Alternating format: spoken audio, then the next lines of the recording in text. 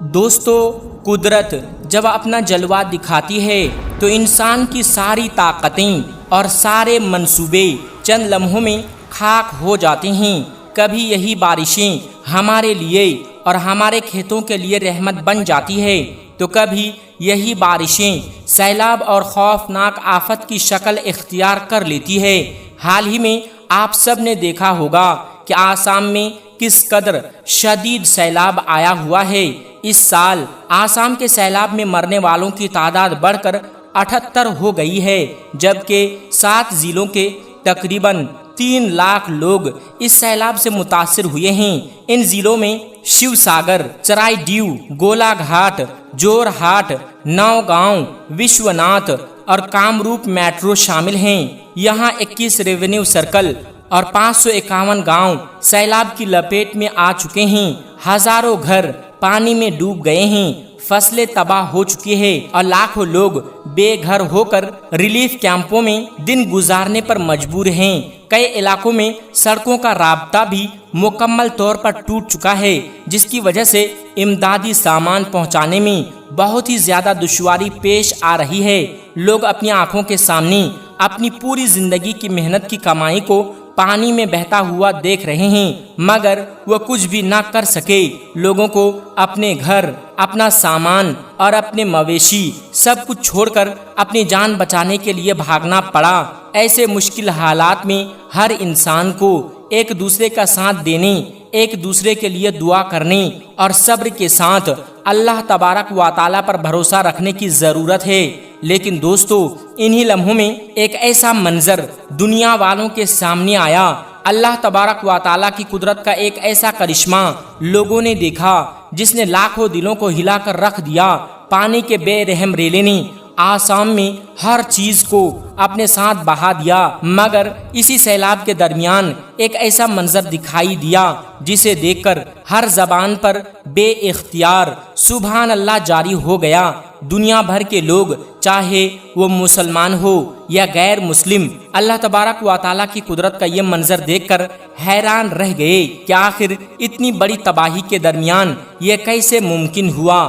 کیا یہ صرف ایک اتفاق تھا یا پھر یہ اللہ کے گھر کا ایک بہت بڑا معجزہ تھا؟ دوستو، آج ہم آپ کو آسام میں اللہ کے گھر یعنی مسجد کا ایک ایسا واقعہ سنانے والے ہیں، ایک ایسا سچا واقعہ جسے سن کر ہر شخص یہ کہنے پر مجبور ہو گیا کہ بے شک یہ اللہ پاک کے گھر مسجد کا ایک زندہ معجزہ ہیں۔ اور صرف یہی نہیں، آسام میں مسجد کا یہ معجزہ دیکھ کر یقیناً آپ بھی حیران رہ جائیں گے۔ اسی لیے آج کی یہ ویڈیو آپ سب کے لیے بہت ہی زیادہ خاص ہے۔ آپ اس ویڈیو کو آخر تک ضرور دیکھیں اور سب سے پہلے اللہ کے گھر مسجد کی محبت میں اس ویڈیو کو دل سے ایک لائک ضرور کر دیں اور مہربانی کر کے اسے شیئر بھی کر دیں تاکہ یہ ویڈیو زیادہ سے زیادہ لوگوں تک پہنچ سکے۔ تو چلیے دوستو، آج کی اس ویڈیو کا آغاز کرتے ہیں۔ دوستو، ابھی کچھ دن پہلے آپ کو یاد ہی ہوگا کہ امریکہ کے شہر لاس اینجلس میں کس قدر خوفناک آگ لگی ہوئی تھی۔ اس ہولناک آگ نے پوری بستی کو جلا کر راکھ کر دیا تھا۔ ہر گھر، ہر عمارت ملبے کا ڈھیر بن گئی تھی۔ لیکن اسی خوفناک آگ میں اللہ کے گھر مسجد کا ایک ایسا معجزہ دیکھنے کو ملا تھا جسے دیکھ کر پوری دنیا حیران رہ گئی تھی۔ اصل میں اس آگ میں سب کچھ جل کر راکھ ہو گیا تھا، مگر اسی آگ کے درمیان ایک مسجد ایسی تھی جس کا اللہ تبارک و تعالیٰ کی قدرت سے کچھ بھی نقصان نہ ہوا تھا، یعنی وہ مسجد اس بھیانک آگ میں بھی مکمل طور پر محفوظ رہی۔ بعد میں جب اس کی حقیقت سامنے آئی تو معلوم ہوا کہ اس مسجد کے اندر چند مسلمان قرآن پاک کی تلاوت کر رہے تھے۔ بس یہی وہ حقیقت تھی جس نے دنیا بھر کے لوگوں کو حیران کر دیا تھا۔ اب بالکل ایسا ہی ایک منظر آسام کے سیلاب کے دوران دیکھنے کو ملا ہے۔ یہاں آنے والے خوفناک سیلاب نے ہر چیز کو بہا دیا، ہر طرف تباہی ہی تباہی دکھائی دے رہی تھی۔ لیکن اسی دوران ایک ایسا منظر دنیا والوں کے سامنے آیا جو ہرگز عام نہیں تھا۔ اسی وجہ سے یہ ویڈیو سوشل میڈیا پر بہت تیزی سے وائرل ہو رہی ہے، اور جو بھی اسے دیکھ رہا ہے وہ یہی سوچنے پر مجبور ہوتا جاتا ہے کہ کیا واقعی اللہ کے گھر مسجد کا ایک زندہ معجزہ ہے؟ دوستو، آپ اس ویڈیو میں دیکھ سکتے ہیں کہ اس وقت آسام میں کس قدر خوفناک سیلاب آیا ہوا ہے۔ ہر طرف صرف پانی ہی پانی نظر آ رہا ہے۔ اچانک آنے والے اس سیلاب نے پوری بستیاں ڈبو دی ہیں۔ لوگ اپنی جان بچانے کے لیے ادھر ادھر بھاگ رہے ہیں۔ عورتیں اپنے بچوں کو سینے سے لگا کر رو رہی ہیں۔ جگہ جگہ سائرن بج رہی ہیں اور اعلان کیا جا رہا ہے بستیاں خالی کر دو، لیکن پانی کی رفتار اتنی زیادہ تیز تھی کہ کوئی بھی کسی کا سہارا نہ بن سکا، اور دیکھتے ہی دیکھتے سب کچھ پانی میں ڈوب گیا۔ بستیوں کو اپنی لپیٹ میں لیتا ہوا یہ سیلابی پانی آسام کے کئی گاؤں میں داخل ہو گیا، جس کی وجہ سے پورے کے پورے گاؤں تباہی کا منظر پیش کرنے لگے۔ ہر بھرے کھیت چند لمحوں میں پانی کی نظر ہو گئے، مال و مویشی بہہ گئے، گھروں کی بنیادیں ہل گئیں، اور لوگوں کی زندگی بھر کی جمع پونجی پل بھر میں پانی میں ڈوب گئی۔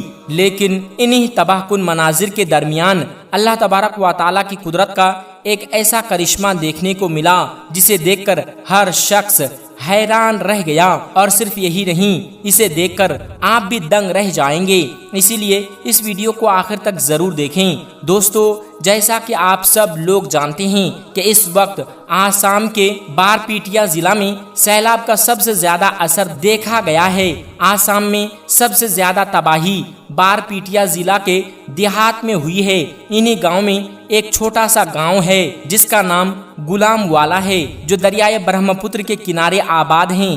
اسی گاؤں میں ایک بہت پرانی مسجد موجود ہے جسے رحمت والی مسجد کے نام سے بھی جانا جاتا ہے۔ اس مسجد میں 5 وقت اذان ہوتی ہے، مسلمان نماز ادا کرتے ہیں، اور بچے قرآن پاک کی تعلیم بھی حاصل کرتے ہیں۔ اس مسجد کے امام، جن کا نام مولانا اقبال صاحب ہیں، نہایت نیک، پرہیزگار اور اللہ والے انسان ہیں۔ وہ ہمیشہ گاؤں والوں کی ہر مشکل اور مصیبت میں سب سے آگے کھڑے رہتے ہیں۔ لیکن اس بار آسام میں آنے والا یہ سیلاب بارپیٹیا ضلع کے لیے بہت بڑی آزمائش بن کر آیا۔ شدید بارشوں کی وجہ سے دریائے برہم پتر میں زبردست طغیانی آ گئی، اور دیکھتے ہی دیکھتے سیلاب کا پانی غلام والا گاؤں میں داخل ہو گیا۔ کھیت، گھر، سڑکیں، گلیاں، ہر طرف پانی ہی پانی پھیل گیا، پورا گاؤں ڈوبنے لگا۔ یہ منظر دیکھ کر گاؤں کے لوگ خوف زدہ ہو گئے اور اپنی جان بچانے کے لیے ادھر ادھر بھاگنے لگے۔ چونکہ غلام والا گاؤں نشیبی علاقے میں واقع تھا، اس لیے سب سے زیادہ خطرہ اسی گاؤں کو تھا۔ سیلاب کا پانی اتنی تیزی سے بڑھ رہا تھا کہ دیکھتے ہی دیکھتے رحمت والی مسجد کے صحن تک پہنچ گیا، کیونکہ یہ مسجد دریا کے کافی قریب واقع تھی۔ آہستہ آہستہ پانی مسجد کے اندر داخل ہونے لگا، یہاں تک کہ مسجد کا صحن مکمل طور پر پانی میں ڈوب گیا، اور پھر سیلاب کا پانی مسجد کی چوکھٹ تک بھی پہنچ گیا۔ یہ منظر دیکھ کر گاؤں کے تمام مسلمان بہت زیادہ پریشان اور خوف زدہ ہو گئے، کیونکہ آج ان کی پیاری مسجد خطرے میں تھی۔ اس مسجد کے اندر قرآن پاک کے بہت سے نسخے رکھے ہوئے تھے، جہاں بچے روزانہ تعلیم حاصل کرتے تھے۔ اب سب کو ڈر تھا کہ کہیں سیلاب کا پانی قرآن پاک تک نہ پہنچ جائے۔ یہ سب دیکھ کر امام صاحب نے گاؤں والوں کو حوصلہ دیا اور فرمایا، بھائیو، گھبرانے کی ضرورت نہیں ہے۔ مسجد اللہ تبارک و تعالیٰ کا گھر ہے، اور اللہ اپنے گھر کی حفاظت خود فرماتا ہے۔ اگر ہم سچے دل سے اللہ کو پکاریں، اس سے دعا کریں، تو یقیناً اللہ تبارک و تعالیٰ ہماری مسجد اور ہمارے گاؤں کی حفاظت فرمائے گا۔ اس کے بعد امام صاحب چند گاؤں والوں کے ساتھ مسجد کے اندر داخل ہو گئے اور بلند آواز میں قرآن پاک کی تلاوت شروع کر دی۔ اس وقت ان کی آواز میں ایسا اثر تھا کہ شدید بارش، گرجتے بادلوں اور سیلاب کے شور کے باوجود قرآن پاک کی تلاوت کی آواز صاف سنائی دے رہی تھی۔ ادھر مسجد کے باہر کھڑے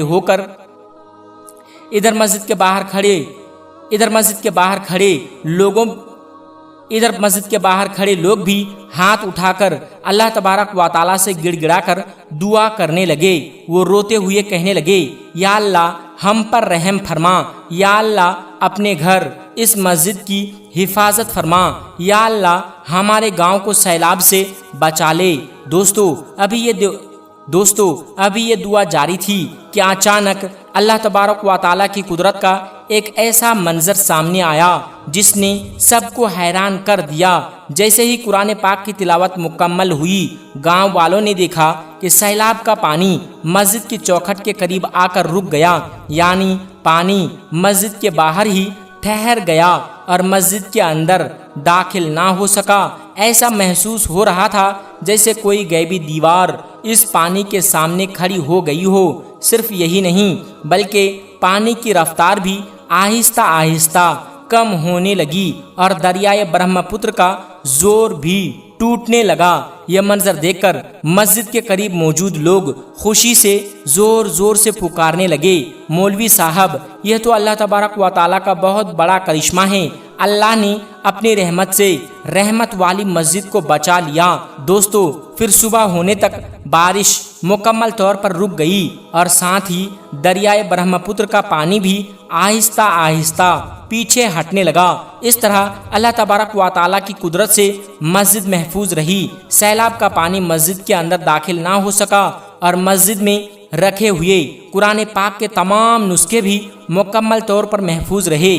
اس کے بعد گاؤں کے سب لوگ مسجد میں جمع ہوئے، شکرانے کی نماز ادا کی اور اللہ تبارک و تعالیٰ کا دل سے شکر ادا کیا۔ اسی دوران ایک بزرگ خاتون روتے ہوئے بولیں، یہ سب مولوی صاحب کی دعا اور قرآن پاک کی برکت کا نتیجہ ہے کہ ہماری مسجد اور ہمارا گاؤں اس بڑی آفت سے بچ گیا۔ یہ سن کر امام صاحب نے نہایت عاجزی سے فرمایا، دیکھو یہ سب صرف اللہ پاک کا کرم ہے، یہ اللہ کے گھر مسجد کی برکت اور اللہ تبارک و تعالیٰ کی رحمت ہے۔ ہمیں ہر حال میں اللہ تعالیٰ پر بھروسہ رکھنا چاہیے، کبھی بھی اللہ کی رحمت سے مایوس نہیں ہونا چاہیے۔ اللہ جب چاہے اپنے بندوں کو بڑی سے بڑی مصیبت اور آزمائش سے نکال سکتا ہے۔ دوستو یاد رکھو، یہ کہانی صرف ایک گاؤں کی نہیں بلکہ ہم سب کے لیے ایک نصیحت اور ایک پیغام ہے۔ ہم سب کو چاہیے کہ ہم اپنے آپ کو بدلیں، اللہ تبارک و تعالیٰ کے بتائے ہوئے راستے پر چلیں، اس کے احکام پر عمل کریں اور اپنی زندگی کو نیکیوں سے بھر دیں۔ اللہ تعالیٰ سے دعا ہے کہ وہ آسام کو ہر آفت، ہر مصیبت اور ہر پریشانی سے محفوظ فرمائیں اور ہم سب کو سیدھے راستے پر چلنے کی توفیق عطا فرمائیں۔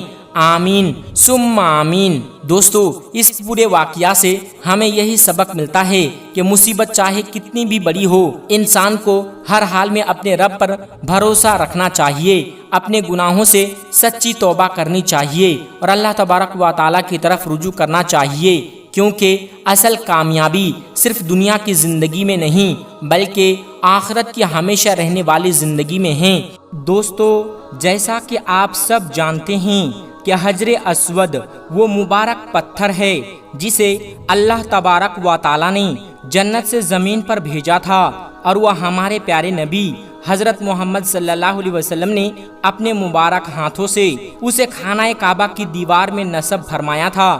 لیکن آج ہم آپ کو حجر اسود کے بارے میں ایک ایسا حیرت انگیز واقعہ بتانے والے ہیں جسے سن کر آپ بھی حیران رہ جائیں گے۔ کہا جاتا ہے کہ اس واقعہ کو دیکھ کر دنیا کے کئی سائنسدان اور انجینئر بھی حیران رہ گئے، اس لیے آج کی یہ ویڈیو بہت خاص ہے، اسے آخر تک ضرور دیکھیں۔ اور اگر آپ بھی حجر اسود کو جنت کا مبارک پتھر مانتے ہیں تو اس ویڈیو کو دل سے لائک کریں اور اپنے دوستوں کے ساتھ ضرور شیئر کریں تاکہ یہ بات زیادہ سے زیادہ لوگوں تک پہنچ سکے۔ تو آئیے دوستو شروع کرتے ہیں۔ یہ اس وقت کی بات ہے جب دنیا بھر کے سائنسدان مختلف مذاہب، قدیم آثار اور روحانی نشانیوں پر تحقیق کر رہے تھے۔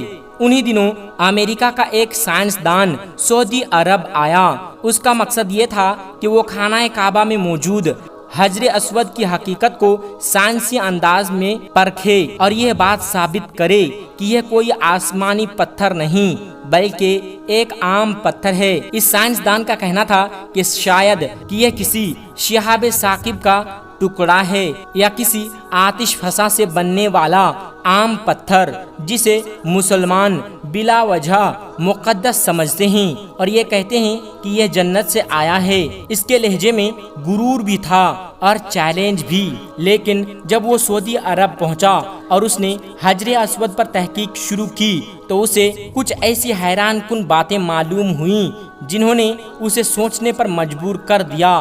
تحقیق کے دوران اس نے محسوس کیا کہ اس پتھر کی کچھ خصوصیات ایسی ہیں جو دنیا کے عام پتھروں سے مختلف ہیں۔ وہ جتنا زیادہ تحقیق کرتا گیا اتنا ہی زیادہ حیران ہوتا گیا۔ پھر اس نے ایک تجربہ کرنے کا فیصلہ کیا۔ اس نے حجر اسود کو پانی میں ڈال کر اس کی کیفیت جاننے کی کوشش کی۔ اس تجربے کے بعد جو نتیجہ سامنے آیا اسے دیکھ کر وہ حیران رہ گیا۔ عام طور پر شہاب ثاقب لوہے اور نکل جیسی بھاری دھاتوؤں پر مشتمل ہوتے ہیں، اس لیے وہ پانی میں فوراً ڈوب جاتے ہیں، لیکن اس پتھر کے بارے میں اس نے ایک مختلف بات دیکھی جس نے اس کی پہلی سوچ کو بدل دیا۔ پھر اس نے خیال کیا کہ شاید یہ آتش فشاں سے بننے والا ہلکا پتھر یعنی پومس اسٹون ہوں، کیونکہ ایسے پتھر پانی پر تیر سکتے ہیں۔ لیکن جب سعودی عرب اور پورے عرب علاقے کی ارضیاتی ساخت کا تفصیل سے جائزہ لیا گیا تو معلوم ہوا کہ اس علاقے میں ایسی آتش فشانی سرگرمیوں کا کوئی ثبوت موجود نہیں ملا جس سے ایسا پتھر بنا ہو۔ یوں اس کی دوسری رائے بھی درست ثابت نہ ہو سکی۔ پھر اس نے ایک اور امکان پیش کیا۔ اس کا کہنا تھا کہ شاید یہ کسی شہاب ثاقب کے زمین سے ٹکرانے کے بعد بننے والا پتھر ہوں۔ اسی خیال کے تحت ایک قدیم گڑھے پر تحقیق کی گئی جہاں کچھ ہلکے پتھر پائے گئے تھے، لیکن جب اس گڑھے کی عمر معلوم کی گئی تو ایک حیران کن حقیقت سامنے آئی۔ جب اس گڑھے کی عمر معلوم کی گئی تو پتہ چلا کہ یہ تقریباً سن 1704 میں وجود میں آیا تھا، جبکہ خانہ کعبہ حضرت ابراہیم علیہ السلام کے زمانے میں یعنی تقریباً 4000 سال پہلے تعمیر ہو چکا تھا، اور اسی وقت حجر اسود بھی اپنی جگہ نصب کیا جا چکا تھا۔ یہ بات سامنے آنے کے بعد اس سائنسدان کی یہ رائے بھی غلط ثابت ہوئی کہ حجر اسود کا تعلق اس گڑھے یا کسی شہاب ثاقب کے ٹکرانے سے ہیں۔ دوستو، جیسے جیسے تحقیق آگے بڑھتی گئی حجر اسود کا راز مزید گہرا ہوتا گیا، لیکن کسی کے پاس اس کی حقیقت کے بارے میں کوئی حتمی جواب نہیں تھا۔ کچھ سائنسدانوں اور محققین نے یہ رائے دی کہ شاید یہ پتھر زمین کا نہیں بلکہ کسی اور جہان یا کسی ایسی حقیقت سے تعلق رکھتا ہے جسے انسان ابھی تک پوری طرح نہیں سمجھ سکا۔ ان کا کہنا تھا کہ اب تک دنیا میں ایسا کوئی دوسرا پتھر نہیں ملا جس کی بناوٹ اور خصوصیات حجر اسود جیسی ہوں۔ پھر سن 2021 میں سعودی عرب کی طرف سے حجر اسود کی انتہائی اعلیٰ معیار کی تصویر جاری کی گئی۔ ان تصاویر کی ریزولیشن تقریباً 49,000 میگا پکسل تھی اور انہیں تیار کرنے میں تقریباً 50 گھنٹے لگے۔ جب یہ تصاویر دنیا کے سامنے آئیں تو بہت سے لوگ حیران رہ گئے، کیونکہ ان میں پہلی بار حجر اسود کی باریک تفصیلیاں واضح نظر آ رہی تھی۔ ان تصاویر سے معلوم ہوا کہ حجر اسود مکمل طور پر سیاہ نہیں بلکہ اس کے اندر سفید اور ہلکے رنگ کے باریک ذرات بھی موجود ہیں جو عام آنکھ سے نظر نہیں آتے۔ یہ تصاویر دیکھنے کے بعد بہت سے لوگوں کو دلچسپی اس پتھر کے بارے میں مزید بڑھ گئی اور اس پر مزید تحقیق ہونے لگی۔ اسی دوران اس امریکی سائنسدان نے بھی یہ بات تسلیم کی کہ وہ جس مقصد سے آیا تھا اس کے مطابق کوئی واضح ثبوت اسے نہیں ملا۔ وہ خاموش ہو گیا اور گہری سوچ میں ڈوب گیا۔ اس نے کہا کہ اس کائنات میں بہت سی ایسی حقیقتیں ہیں جنہیں انسان کی موجودگی، عقل اور سائنس بھی پوری طرح نہیں سمجھ سکی۔ بعد میں اس نے اسلام کے بارے میں مزید جاننے کی کوشش کی، قرآن کا مطالعہ کیا اور اسلامی تعلیمات کو سمجھنے کی کوشش کی۔ اسی تحقیق اور غور و فکر کے بعد اس کے دل میں اسلام کے لیے رغبت پیدا ہوئی اور اس نے اپنی خوشی سے اسلام قبول کر لیا۔ دوستو، اسلام ہمیں یہ تعلیم دیتا ہے کہ حجر اسود اللہ تبارک و تعالیٰ کی ایک مبارک نشانی ہے اور اس کی فضیلت احادیث مبارکہ سے ثابت ہیں۔ اسی لیے مسلمان اس کا احترام کرتے ہیں، لیکن عبادت صرف اللہ تبارک و تعالیٰ کی کرتے ہیں۔ دوستو، اسلامی روایت کے مطابق حجر اسود کوئی عام پتھر نہیں بلکہ جنت کی ایک مبارک نشانی ہے۔ احادیث میں آتا ہے کہ یہ پتھر جنت سے اتارا گیا تھا۔ روایت کے مطابق جب یہ پتھر جنت سے زمین پر آیا تھا تو اس کا رنگ دودھ سے بھی زیادہ سفید تھا، لیکن وقت کے ساتھ انسانوں کے گناہوں کی وجہ سے اس کا رنگ سیاہ ہو گیا تھا۔ ہزاروں سال بعد جب اللہ تبارک و تعالیٰ نے حضرت ابراہیم علیہ السلام اور حضرت اسماعیل علیہ السلام کو خانہ کعبہ دوبارہ تعمیر کرنے کا حکم دیا تو دونوں نے اللہ کے حکم کے مطابق خانہ کعبہ کی تعمیر شروع کی۔ جب دیوار تقریباً مکمل ہو گئی تو ایک خاص جگہ پر ایک مبارک پتھر رکھنے کی ضرورت پیش آئی۔ اسی وقت حضرت جبرائیل علیہ السلام حجر اسود لے کر آئے اور حضرت ابراہیم علیہ السلام نے اسے خانہ کعبہ کی دیوار میں نصب فرمایا۔ وقت گزرتا گیا اور یہ مبارک پتھر ہمیشہ اہل ایمان کے لیے عزت اور محبت کی نشانی بنا رہا۔ بعد میں ایک زمانہ ایسا بھی آیا جب ایک باغی گروہ نے مکہ مکرمہ پر حملہ کیا اور حجر اسود کو اپنی جگہ سے نکال کر اپنے ساتھ لے گیا۔ اس واقعے سے مسلمانوں کو بہت دکھ پہنچا۔ تقریباً 20 سال بعد اللہ کے فضل سے حجر اسود دوبارہ مکہ مکرمہ واپس لایا گیا۔ اس دوران اس کے کچھ حصے الگ ہو چکے تھے، اسی لیے آج یہ کئی چھوٹے ٹکڑوں کی شکل میں موجود ہیں جنہیں چاندی کے ایک مضبوط فریم میں جوڑ کر خانہ کعبہ کی دیوار میں نصب کیا گیا ہے۔ یہ واقعہ ہمیں بتاتا ہے کہ مسلمانوں نے ہر دور میں حجر اسود کی حفاظت اور احترام کو بہت اہمیت دی ہے۔ دوستو، اللہ کے پیارے نبی حضرت محمد صلی اللہ علیہ وسلم کی زندگی میں بھی حجر اسود کو بہت اہم مقام حاصل کیا تھا۔ جب نبوت سے پہلے خانہ کعبہ کی مرمت کی جا رہی تھی تو مختلف قبیلوں کے درمیان یہ اختلاف پیدا ہو گیا کہ حجر اسود کو اس کی جگہ پر رکھنے کی سعادت کس کو ملے گی۔ معاملہ اتنا بڑھ گیا کہ جھگڑے کا خطرہ پیدا ہو گیا۔ اسی وقت لوگوں نے فیصلہ کیا کہ جو شخص سب سے پہلے مسجد حرام میں داخل ہوگا وہی اس معاملے کا فیصلہ کرے گا۔ اللہ کی شان کہ سب سے پہلے ہمارے پیارے نبی حضرت محمد صلی اللہ علیہ وسلم وہاں تشریف لائے۔ آپ صلی اللہ علیہ وسلم نے بڑی حکمت سے ایک چادر منگوائی، حجر اسود کو اس چادر کے درمیان رکھا، پھر ہر قبیلے کے ایک ایک سردار کو چادر کا ایک کنارہ پکڑنے کے لیے فرمایا۔ سب نے مل کر چادر اٹھائی اور جب حجر اسود اپنی جگہ کے قریب پہنچ گیا تو رسول اکرم حضرت محمد صلی اللہ علیہ وسلم نے اپنے مبارک ہاتھوں سے اسے خانہ کعبہ کی دیوار میں نصب فرما دیا۔ اس طرح تمام قبائل خوش ہو گئے اور ایک بڑا جھگڑا ختم ہو گیا۔ آج بھی جب لاکھوں مسلمان عمرہ یا حج کرنے کے لیے مکہ مکرمہ جاتے ہیں تو اس کی خواہش ہوتی ہے کہ اگر موقع ملے تو حجر اسود کا استلام کریں یا اسے بوسہ دیں۔ اگر بھیڑ زیادہ ہو تو دور سے ہاتھ کے اشارے سے استلام کرنا بھی سنت ہے، کیونکہ اسلام میں کسی کو تکلیف دینا جائز نہیں۔ مسلمان حجر اسود کی عبادت نہیں کرتے بلکہ صرف اللہ تبارک و تعالیٰ کی عبادت کرتے ہیں۔ حجر اسود صرف ایک مبارک نشانی ہے جس سے محبت رسول اکرم صلی اللہ علیہ وسلم کی سنت کی وجہ سے کی جاتی ہے۔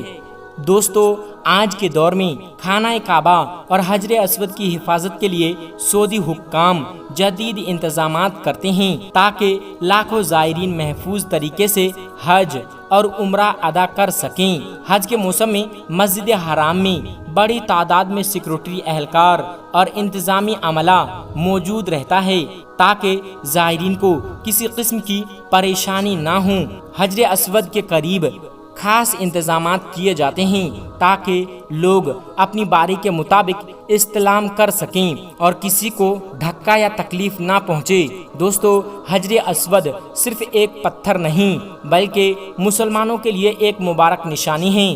اس سے محبت اس لیے کی جاتی ہے کیونکہ ہمارے پیارے نبی صلی اللہ علیہ وسلم نے اس کا استلام فرمایا اور اس کی عزت کی۔ اسلام ہمیں یہ تعلیم دیتا ہے کہ عبادت صرف اللہ تبارک و تعالیٰ کی ہے اور تمام عزت و عظمت بھی اسی کے لیے ہیں۔ حجر اسود کا احترام نبی کریم صلی اللہ علیہ وسلم کی سنت کی پیروی میں کیا جاتا ہے، نہ کہ اس کی عبادت کے طور پر۔ ہمیں چاہیے کہ جب بھی اللہ تبارک و تعالیٰ ہمیں حج یا عمرہ کی سعادت عطا کرے تو وہاں کے آداب کا خیال رکھیں، دوسروں کو تکلیف نہ دیں اور اللہ تعالیٰ سے اخلاص کے ساتھ دعا کریں۔ اللہ تعالیٰ ہم سب کو بار بار اپنے گھر کی حاضری نصیب فرمائیں، حجر اسود کا ادب و احترام کرنے کی توفیق عطا فرمائیں اور ہمارے گناہوں کو معاف فرمائیں۔ آمین یا رب العالمین۔